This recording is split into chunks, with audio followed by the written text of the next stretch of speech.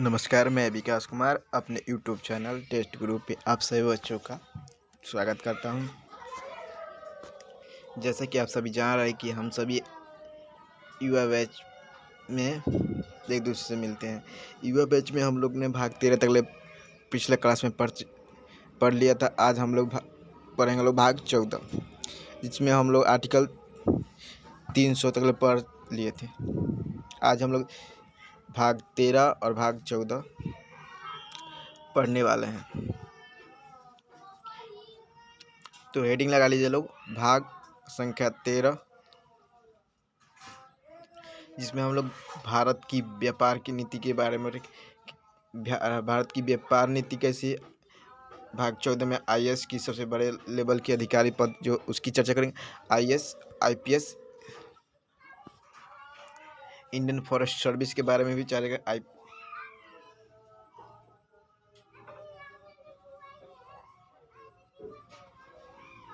IAS, Indian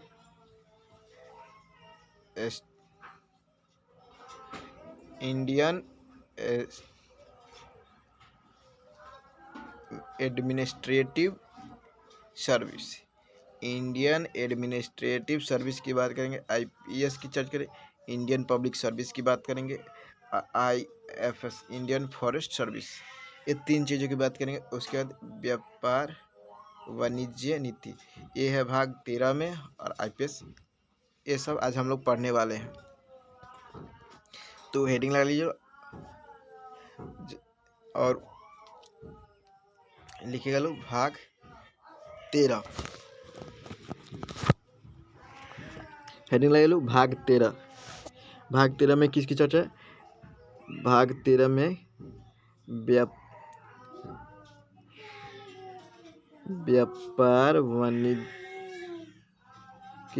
वाणिज्य की चर्चा है। भाग 13 में इसमें अनुच्छेद 301 से लेकर के यहाँ तक 307 तक ले अनुच्छेद शामिल है। ठीक है,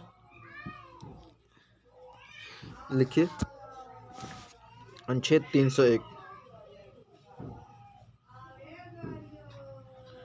अनुच्छेद 301। अनुच्छेद 301 में किसकी चर्चा है? अनुच्छेद नंबर 301 में व्यापार वाणिज्य की बात करते हैं। व्यापार एवं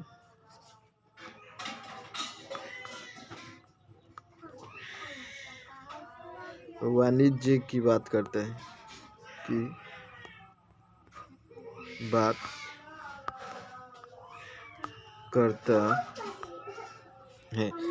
अनुच्छेद 301 में कहा गया कि आप कोई भी व्यक्ति क्या फैक्ट्री स्थापित कर सकते हैं, अपना खुद की फैक्ट्री खोल सकते हैं, व्यापार कर सकते हैं, कोई दिक्कत नहीं है। आप फैक्ट्री स्थापित कर सकते हैं, फैक्ट्री क्या लगा सकते हैं, छोटी मोटी फैक्ट्री खोल सकते हैं। अगर बड़े फैक्ट्री खोलना तो उसके लिए सरकार से तो परमिशन लेनी पड़ती, लेकिन छोटा मोटा जैसे किसी कोई कॉपी के फैक्ट्री खोल दे, कॉपी बनाने वाला, किताब छपने वाला प्रिंटिंग प्रेस खोल दे, तो ये छोटा मोटा आप व्यापार कर सकते हैं। इसकी चर्चा कोई मत्स्य पालन, मछली पालन कर दे, ये सब छोटा व्यापार की चर्चा है 301 में। समझ गए? जैसे आप कॉपी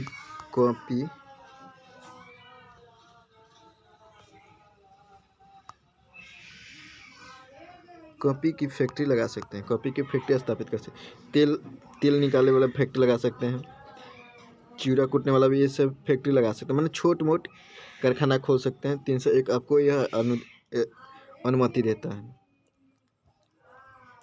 अनुच्छेद अब देखते हैं अनुच्छेद 301। अनुच्छेद 302 क्या कहता है?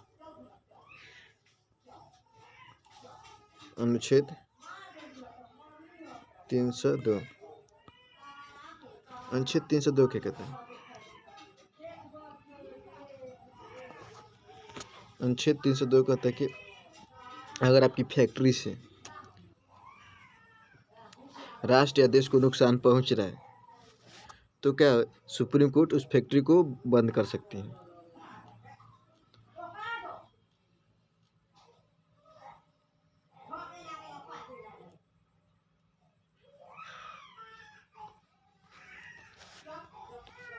लगा सकते हैं।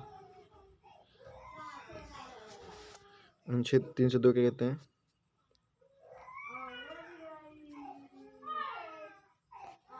यदि यदि यदि आपकी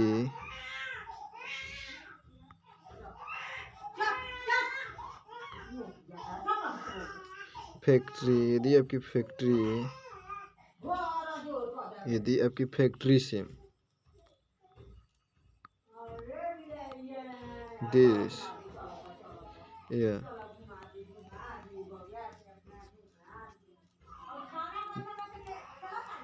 या राष्ट्र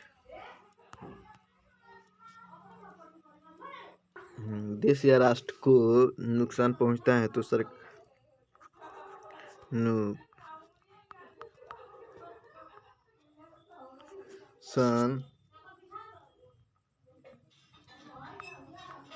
पहुंचता है तो इसे सुप्रीम कोर्ट क्या तो बंद कर सकते हैं। सुप्रीम कोर्ट फैक्ट्री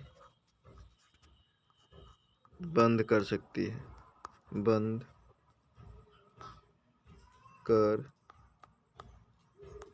सकती है। देखिए समझिए क्या कहता है।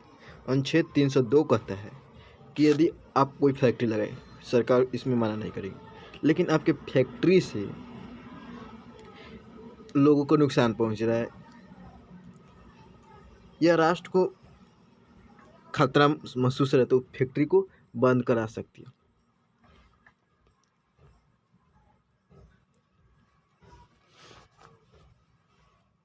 समझ गए? एक जैसे मान लीजिए बिहार में एक कारखाना खुला, किसी चीज़ का भी कारखाना खुला जिससे बड़ी मात्रा में धुआं निकल रहा है, कचरा निकल रहा है, उसको क्या कर रहे हैं फैक्ट्री वाले खुला छोड़ दे रहे हैं, जिससे उस राज्य के व्यक्ति का दिन प्रतिदिन तबीयत खराब है, तो सुप्रीम कोर्ट या हाई कोर्ट उसको कहता है बंद कर सकती है। इसकी चर्चा किसमें? 302 में। समझ गए? अनुच्छेद 303 देखते क्या कहता है। अनुच्छेद 303 क्या कहता है? अनुच्छेद 303 कहता है यदि आपके प्रतिबंध से, मान लीजिए कि कोई राज्य है उसने सेब पर प्रतिबंध लगा दिया, जो जम्मू कश्मीर में सर्वाधिक व्यापार का साधन होता है, तो उसके प्रति बिहार और उत्तर प्रदेश ये सब क्या है कह दे कि हमारे राज्य में सेब नहीं आप बेच सकते। ये प्रतिबंध अगर लगा दे बिहार सरकार, उत्तर प्रदेश सरकार, पंजाब, जहाँ जब मैंने सेब की दिल्ली भी लगा दे तो क्या कर, तो सेब के उत्पादन पर बहुत बड़ा प्रभाव पड़ेगा कि नहीं? सेब के उत्पादन पर तो जम्मू कश्मीर जहाँ पे सेब और लद्दाख, जम्मू कश्मीर और लद्दाख जहाँ पे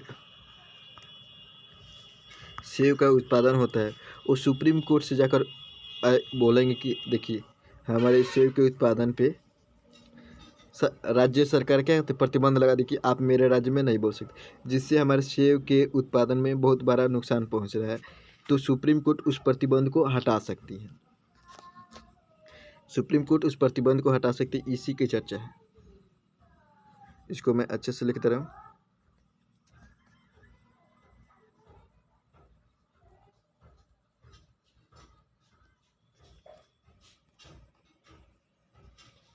यदि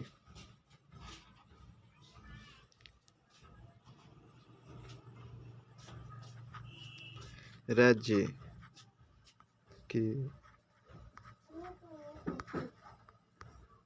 प्रतिबंध से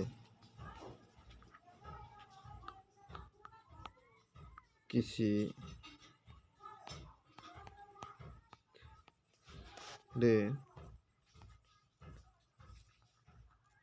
राज्य के व्यापार एवं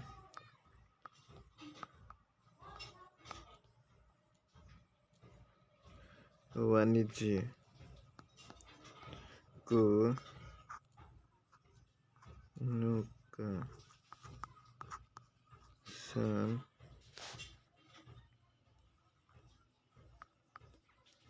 पहुंचता है। यदि राज्य के प्रतिबंध से किसी दूसरे राज्य के व्यापार वाणिज्य को नुकसान पहुंचता है तो सुप्रीम कोर्ट उस प्रतिबंध को हटा सकती है। सुप्रीम कोर्ट और हाई कोर्ट प्रतिबंध हटा सकते हैं। हटा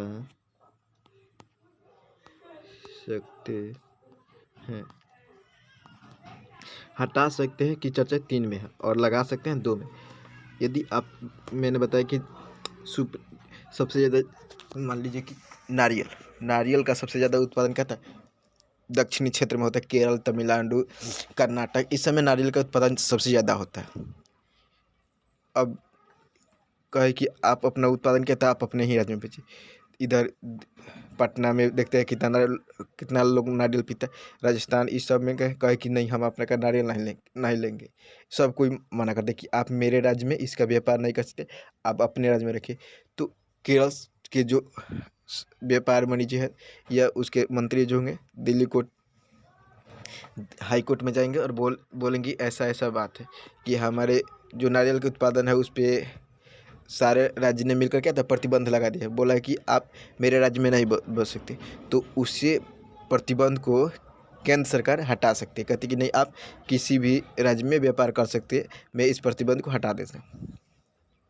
तो इसी प्रतिबंध की चर्चा किसमें, अनुच्छेद नंबर 303 में है। समझ गए। अब देखते हैं अनुच्छेद 304।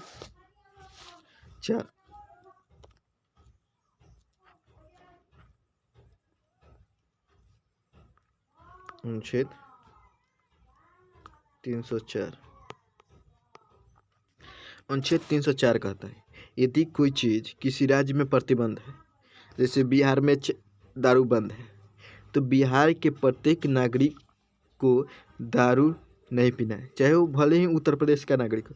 जैसे ही उत्तर प्रदेश का नागरिक बिहार राज्य में प्रवेश करेगा, उसको यह सख्त इजाज़त दी जाएगी कि आप बिहार में दारू नहीं पी सकते।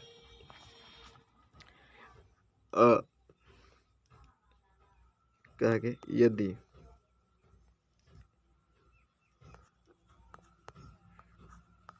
कोई भी चीज़, दारू हो, शराब हो, सिगरेट हो, कोई भी चीज़ हो, मान ली यदि कोई चीज़ किसी राज्य में प्रतिबंध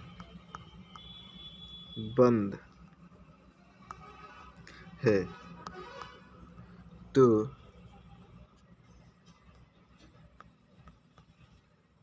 उस राज्य के प्रत्येक नागरिक को उसका पालन करना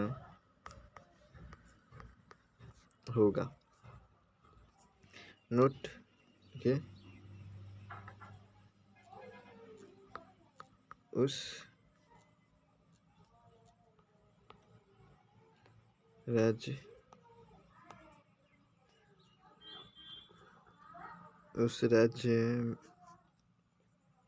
में रहने पर, ये नोट करके लिखिए, नोट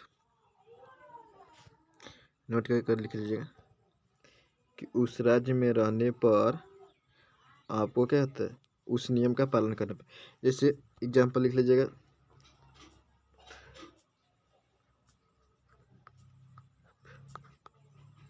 बिहार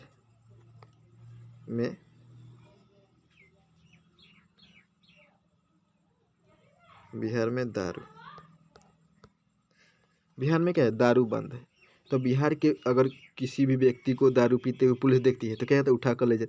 भले ही वो बिहार राज्य का नहीं है, भले ही उत्तर प्रदेश दिल्ली कहीं का हो, लेकिन अगर बिहार में वो दारू पी रहा है तो उसको पुलिस उठा कर ले जाएगी, उस पर जुर्माना ठोक देगी, सज़ा भी हो सकती है। इसी की चर्चा है क्या, अनुच्छेद नंबर 304 में। हाँ, अगर बिहार का कोई नागरिक है, बिहार में दारू बंद है, अगर वो उत्तर प्रदेश में जाकर पी रहे, कोई दिक्कत नहीं, आप उत्तर प्रदेश में जाकर पी सकते हैं। लेकिन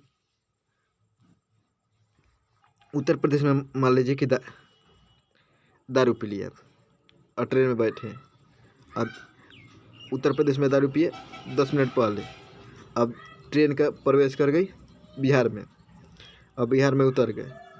जैसे ही आप बिहार में उतरे, पुलिस ने चेकिंग कर दी, आपका तो मुंह तो महकता है, पता चला कि आप दारू पिए, तो आपको सज़ा दे सकती है, आपको जुर्माना लगा देगी कि आपने बिहार में दारू पी है।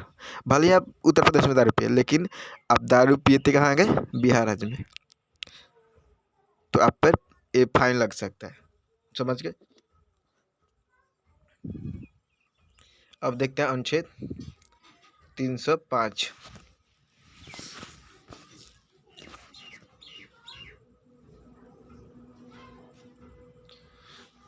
इसके बाद कोई दो अनुच्छेद 5, 6, 7 किसी काम का नहीं, उस समय यही चर्चा है,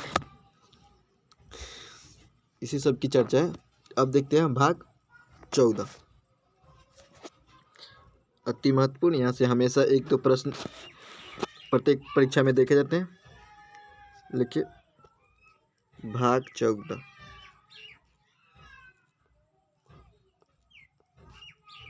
भाग 14।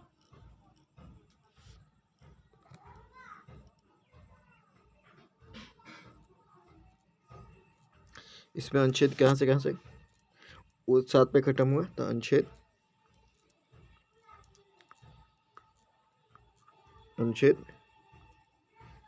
308 से 315।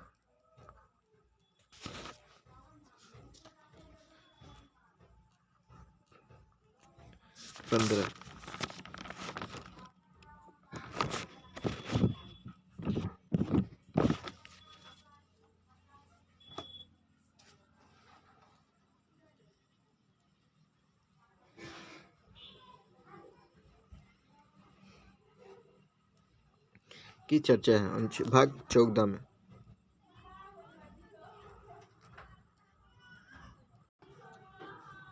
लिखिए, अनुच्छेद 308 से लेकर 323,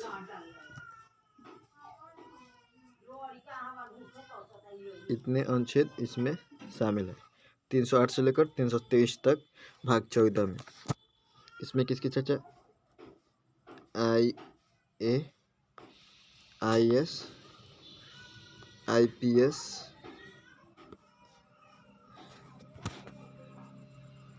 Indian forest service, Indian administrative service, Indian public service, Indian forest service, UPSC, इस सब की चर्चा है किसमें, भाग 14 में। बाकी याद नहीं चिल्लाता है, बाकी याद नहीं है, बड़ी खच्चर होंगे। 14 में चर्चा है, लिखिए,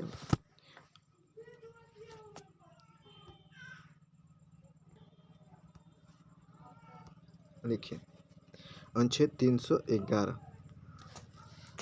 इसमें अनुच्छेद 308 में इस सब की चर्चा है, योग्यता कौन सा व्यक्ति इसके लिए एलिजिबल है, क्या क्या इसकी प्राथमिकता, इस सब की चर्चा है।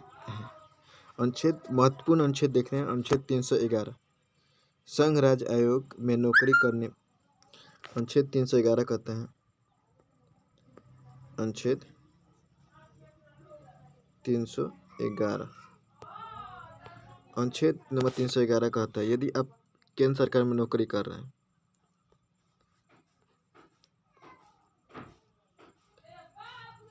केंद्र सरकार के अधीन नौकरी करने पर आप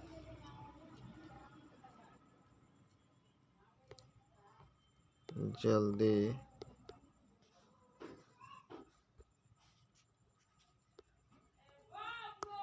नहीं निकाले जाएंगे। यानी अगर आप कोई व्यक्ति केंद्र सरकार में चाहिए ना, अच्छा देखते हैं कभी यूपीएससी की बिहार सरकार ने ट्रांसफ़र नौकरी से निकालते, कभी नहीं। उसे जब निकाल गई थी केंद्र सरकार, वो भी बहुत रेयर केस में किसी यूपीएससी का एथी होता है, बहुत रेयर होता है। यानी कि आप केंद्र सरकार की नौकरी करता है, आप मान लीजिए कि आप नौकरी से कभी नहीं निकाल सकते। मान लीजिए बहुत रेयर केस में होता है कि आपको नौकरी से निकाल दी, लेकिन अगर स्टेट में बिहार पुलिस में जब मन नीतीश चाचा चाहेंगे तो हटा सकते हैं।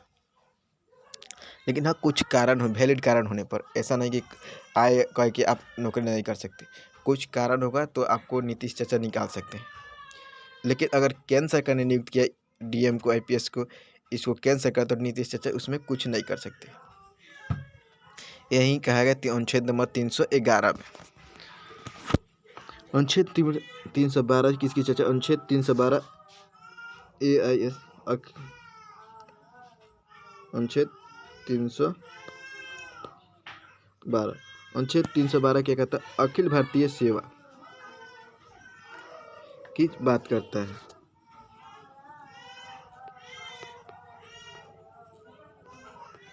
अखिल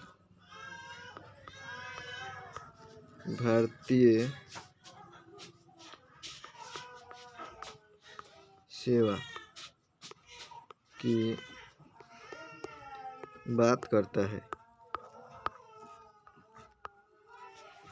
अनुच्छेद 312 AIS राज्य सेवा, SS स्टेट सेवा, इस सब की बात करता है।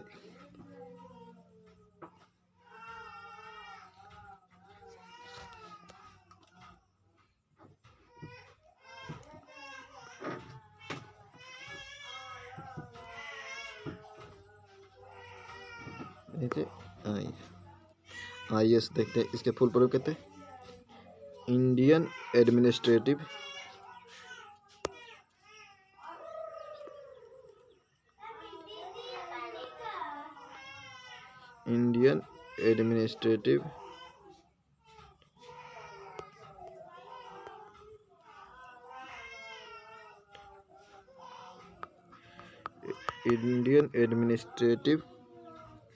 Service, Indian administrative service AIS। इसका ट्रेनिंग सेंटर क्या है? Indian administrative service.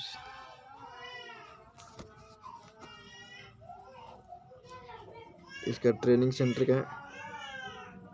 TRA training centre Uttarakhand में। ट्रेनिंग सेंटर क्या है?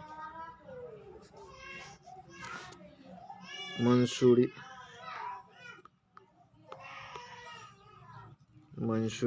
देहरादून।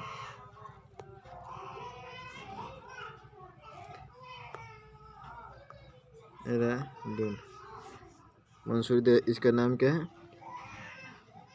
लाल बहादुर शास्त्री। इंस्टीट्यूट का नाम क्या है? लाल बहादुर शास्त्री। इस इंस्टीट्यूट का नाम क्या है? लाल बहादुर शास्त्री, जो क्या है मंसूरी देहरादून में। किसका ट्रेनिंग सेंटर है? IAS आईएएस का ट्रेनिंग सेंटर, जितना भी लोग आईएएस आईपीएस ये सब निकाल कर जाते हैं उसका ट्रेनिंग क्या होता है, मंसूरी में होता है। उसके बाद क्या रहता है, ये लोग सभी राष्ट्रपति के पास जाते हैं, राष्ट्रपति इन्हें शपथ दिलाते हैं और नियुक्त करते हैं। लाल बहादुर शास्त्री क्या है, मंसूरी देहरादून में। उसके बाद देखते हैं आईपीएस की। आईएएस तो देख लिए, इंडियन एडमिनिस्ट्रेटिव सर्विस देख लिए। अब देखते हैं आईपीएस, इंडियन पब्लिक सर्विस। इसका हेडक्वार्टर भी क्या कहते हैं, हैदराबाद में। हेडक्वार्टर क्या है, हैदराबाद में। हैदराबाद में इसका हेडक्वार्टर। इंस्टीट्यूट का नाम क्या है, सरदार वल्लभ भाई पटेल। देखते हैं Indian public service, Indian public service. इसका ट्रेनिंग सेंटर क्या है, ट्रेनिंग सेंटर क्या है, हैदराबाद। हैदराबाद का है तेलंगाना में। नाम क्या है, सरदार वल्लभ भाई पटेल।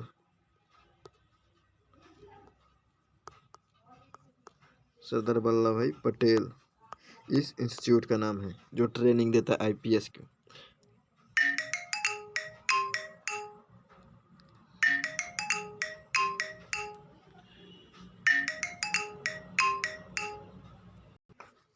आज के लिए इतना ही रहने देते हैं, मिलते हैं आपसे नेक्स्ट क्लास में। तब तक के लिए थैंक यू, धन्यवाद।